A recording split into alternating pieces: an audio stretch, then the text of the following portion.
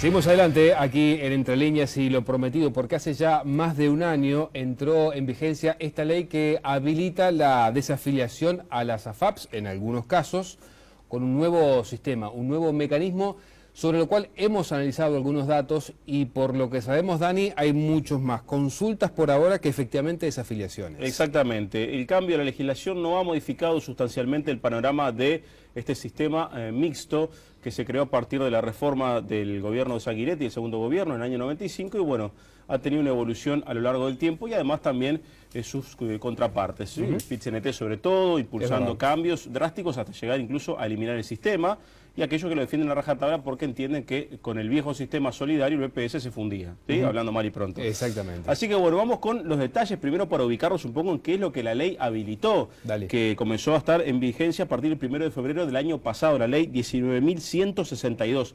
El primer artículo evitaba la revocación del sistema mixto para aquellas personas que se afiliaron voluntariamente con 40 años o más a partir del 1 de abril del 96, ¿sí? Siempre y cuando no estén gozando alguna jubilación. Esas personas pueden ser las que salgan del sistema y tienen tiempo, según esta primer marcación de edad, hasta el 31 de enero de 2016. También se establece, digamos, otra causal para deshacer la opción de la AFAP. Exactamente, está el artículo segundo que remite el artículo 8 de la ley que creó el sistema mixto. Famoso, ¿sí? Artículo 8. El famoso artículo 8, ¿sí? Que claro, la gente que está en el tema dice, bueno, por el artículo 8. Bueno, hay que explicar brevemente que se trata del régimen que estableció una distribución especial del aporte del afiliado entre BPS y la AFAP. Ese es el artículo 8 a grandes rasgos, ¿sí? Y en este caso pueden revocar su opción una vez cumplidos los 40 y hasta los 50 años. En este caso, si su salario supera el tope previsto, que está en 39.871 pesos actualmente, bueno, se vuelve a aportar a la AFAP, ¿sí? O sea que la cuenta sigue abierta. Ahora, ¿qué pasa?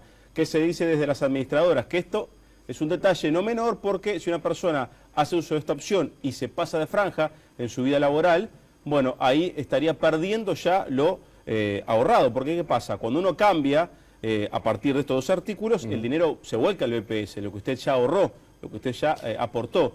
Pero si se pasa de franja en este segundo caso, el aporte a la AFAP empieza desde cero. Claro, bueno, la opción está prevista, el mecanismo está habilitado, lo que hay que hacer, y esto incluso el propio gobierno ha hecho recomendaciones, es un asesoramiento, irse a asesorar al BPS, que dicho sea de paso ha establecido una oficina especial para ello, ¿no? Exactamente, está previsto en la ley, es obligatorio, y se puede hacer dentro de los 90 días la decisión después de que uno se toma justamente el asesoramiento. Uno consulta, saca los números y tiene hasta 90 días para resolver si se queda o no se queda.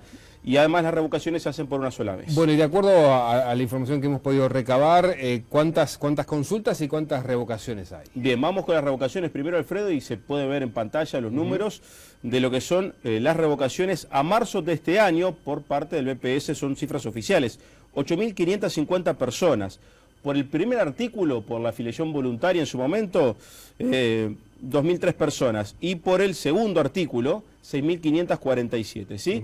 Ahí vemos entonces las cifras vinculadas a las revocaciones que ya están realizadas. ¿Cuál era el universo potencial? ¿Cuánta gente podía cuando se vota la ley y se aprueba? Bueno, unas 13.000 para la primera opción y 250.000 para la segunda. Está claro, ¿no? Que hay una diferencia grande de lo que fue en su momento el ingreso al sistema mixto. Eso te iba a decir, una diferencia importante, incluso supongo con las propias personas que han agendado una consulta. Exactamente, y vamos a ver ahora lo que son las asesorías. Están las que se piden, las que se hacen efectivamente, y después está la decisión. Bueno, también a marzo de 2015 se agendaron 39.385 asesorías y fueron realmente a cumplirla 33.945. Ya hay una brecha de gente que no va. Por el artículo 1, 585 personas, y por el segundo artículo, 29.566. Esto en cuanto a las decisiones, por qué artículo consultar, ¿verdad?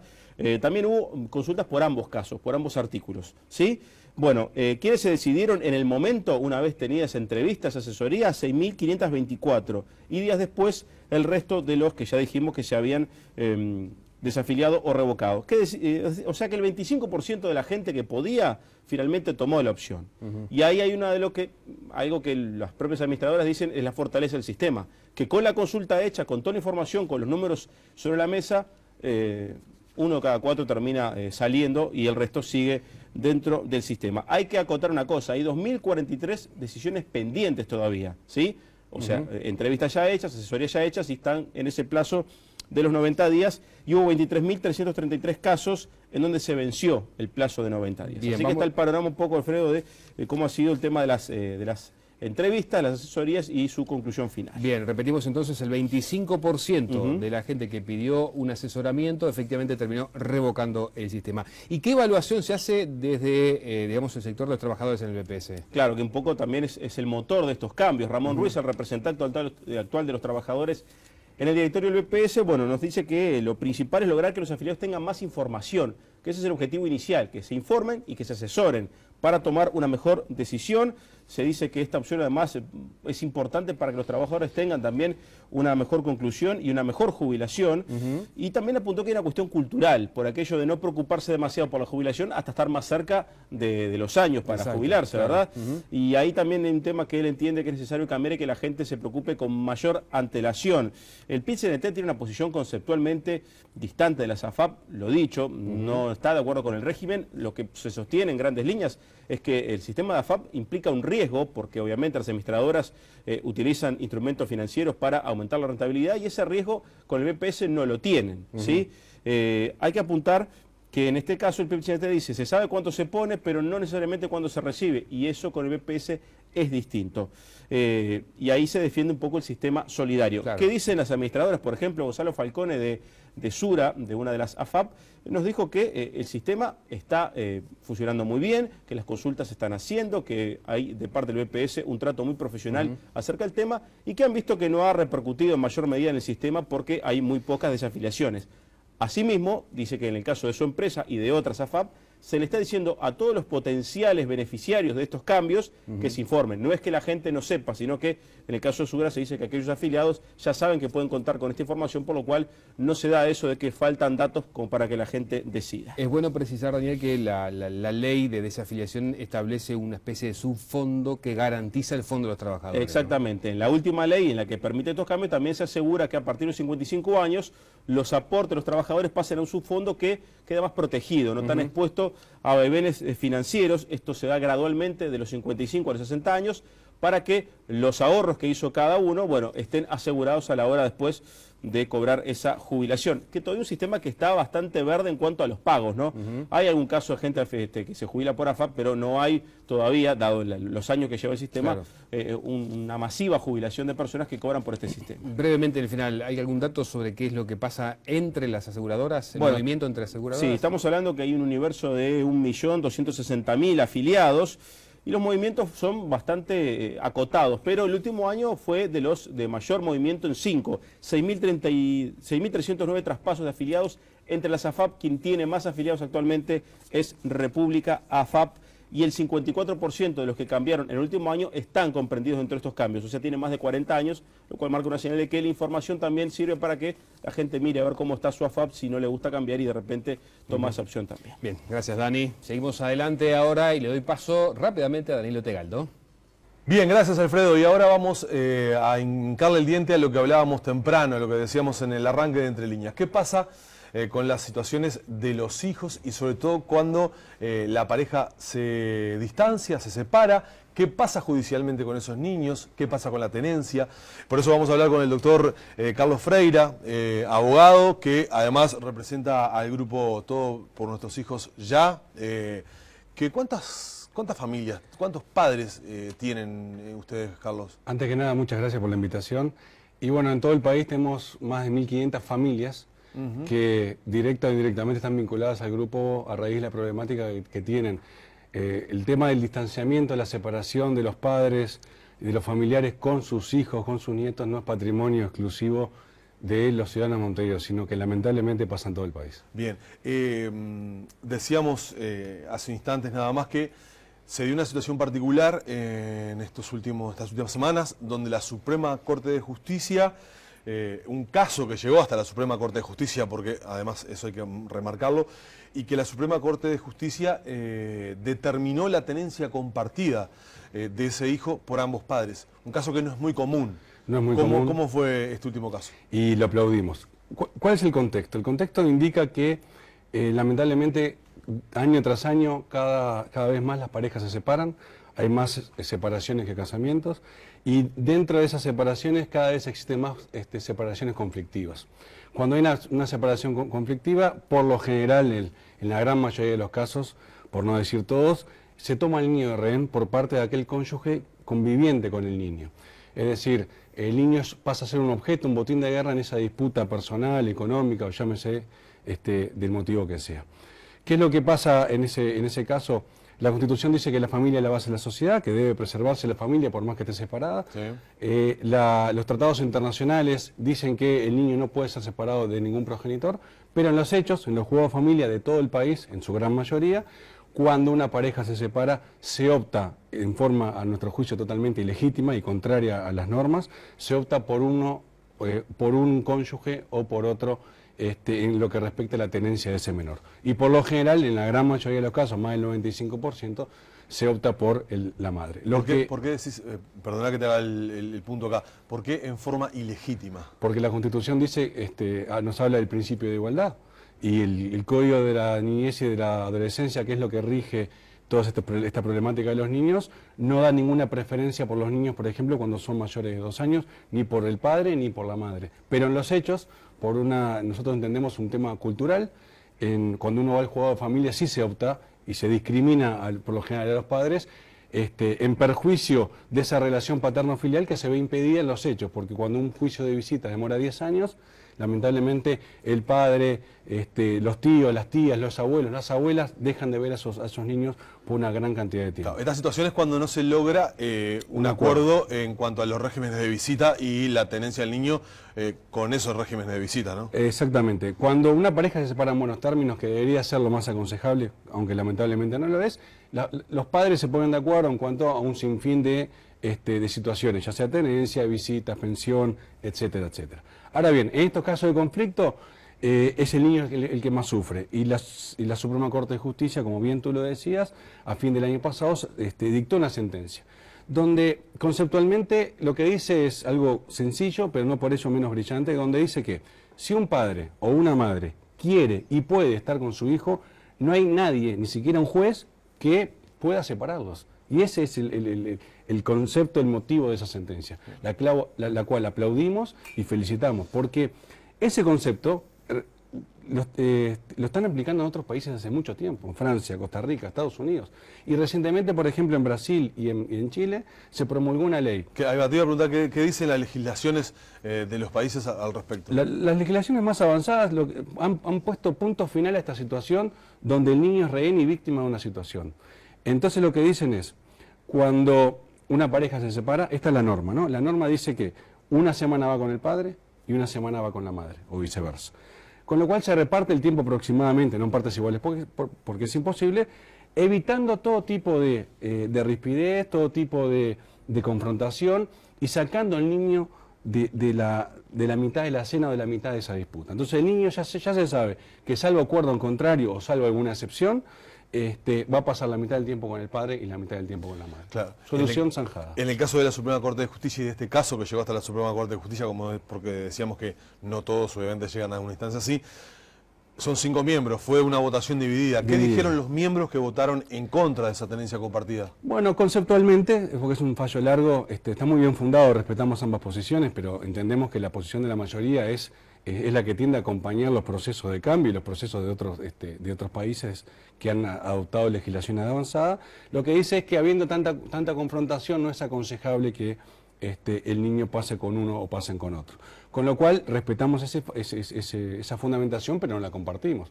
Nosotros decimos, cuanto más confrontación hay, más el niño tiene que estar lejos de ese problema y más claros tienen que estar los roles de cada uno y los tiempos con que cada padre y cada familia de los padres o de las madres van a pasar con ese niño. Es la mejor forma, a las pruebas nos remitimos, cuando se delimita exactamente el rol de cada uno y el tiempo que cada uno va a pasar, se evitan las disputas y se evita por ende que el niño esté yendo a los juzgados, que el niño esté yendo a las comisarías, que vaya al juzgado de violencia doméstica, que se hagan más pericias sobre los niños, se evitan todos los problemas. Claro. ¿Opina usted que hay una concepción de machismo implícito en las decisiones de los jueces de familia? Por supuesto, porque, como decía anteriormente, si la Constitución habla del principio de igualdad, que todas las personas son iguales ante la ley, un juez no debería por qué darle todo el poder, por decirlo, o todo el tiempo, la mayor parte del tiempo, a uno de los progenitores y sacárselo el resto. Entonces, ¿cuáles son los argumentos madre para eso? Lo que utilizan es un concepto que es el interés superior del menor. Y nosotros decimos que no están utilizando el interés superior del menor. Lo que están utilizando es el interés superior de ese juez, que lo único que hace es sacarse el problema de encima o tirarlo para adelante, y que ellos esperan que con el tiempo las cosas se pongan en su lugar. Y lo que no se están dando cuenta, que con el tiempo las cosas no se ponen en su lugar, sino que se agrava la violencia, se agrava la disputa y se agrava lo más importante, que es los males que van a quejar a ese chiquilín, o que el día de mañana va a ser un adolescente y después una persona mayor, en lo que refiere a su personalidad, en lo que refiere a sus hábitos, en lo que refiere... cuando un padre... ambos progenitores es muy importante, son importantes en la crianza de un niño. Y los roles son diferentes. La madre le va a dar un tipo de cariño especial, por decirlo de alguna forma, y el padre simboliza, dicen las personas que... los psicólogos que estudian el tema, simboliza otro tipo de rol, como es por ejemplo, es el que ejerce la autoridad. Cuando ese niño es separado de uno o de ambos o de otro progenitor, las consecuencias son nefastas a lo largo de la vida. Y así estamos. La sociedad, la verdad, está en decadencia. Los niños, hay grandes problemas con la drogadicción, con el alcoholismo, etcétera, etcétera, y creemos que en parte se debe a todo esto, ¿no? Y este caso que hablamos de la Suprema Corte de Justicia y el pronunciamiento de los ministros de la Suprema Corte, ¿puede llegar a sentar jurisprudencia sobre otros casos que puedan llegar? Debería hacerlo, y esperemos que se haga. Porque no hay nada más justo que un niño esté en ese ámbito materno y en ese ámbito paterno.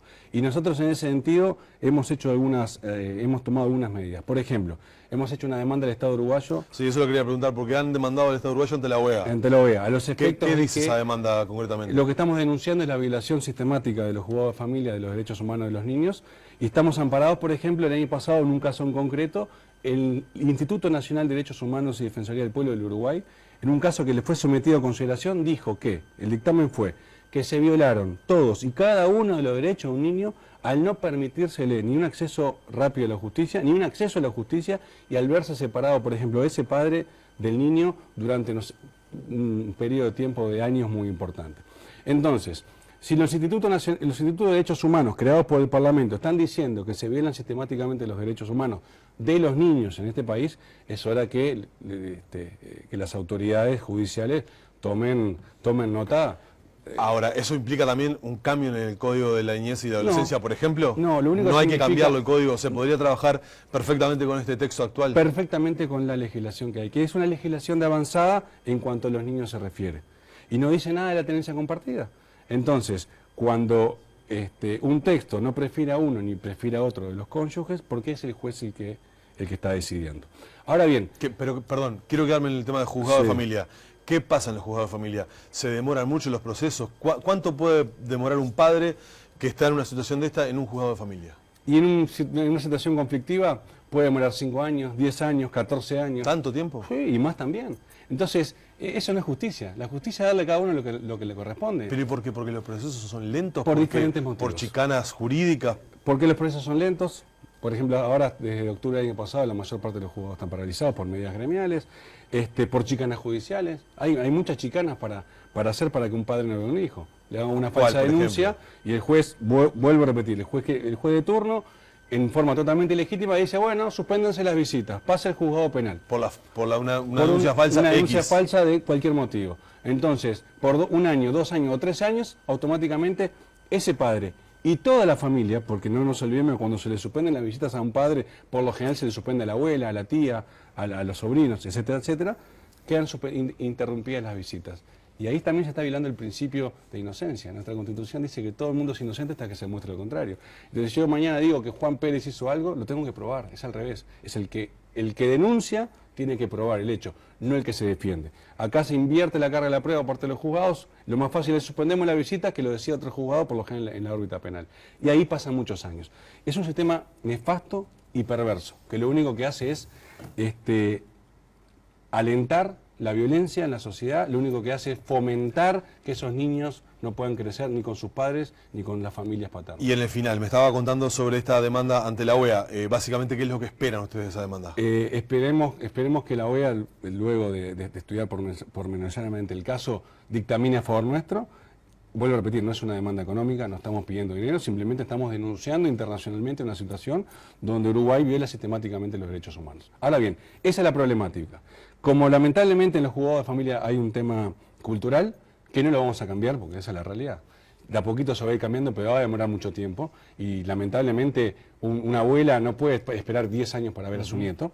Lo que estamos haciendo es presentando un proyecto de ley al Parlamento, a los efectos de que, como hicieron, eso, vuelvo a repetir, esos países como Francia, Chile y Brasil, cuando haya una separación, el niño no sea tomado de rehén y pase a estar la mitad del tiempo con la familia materna y la mitad del tiempo con la familia paterna. Este tema superado es algo muy sencillo que esperemos que los legisladores... ¿Ya lo ingresaron o no lo ingresan? No, lo estamos por ingresar. Bien. Feira, gracias. Seguramente vamos a seguir hablando. Gracias por la invitación. Alfredo.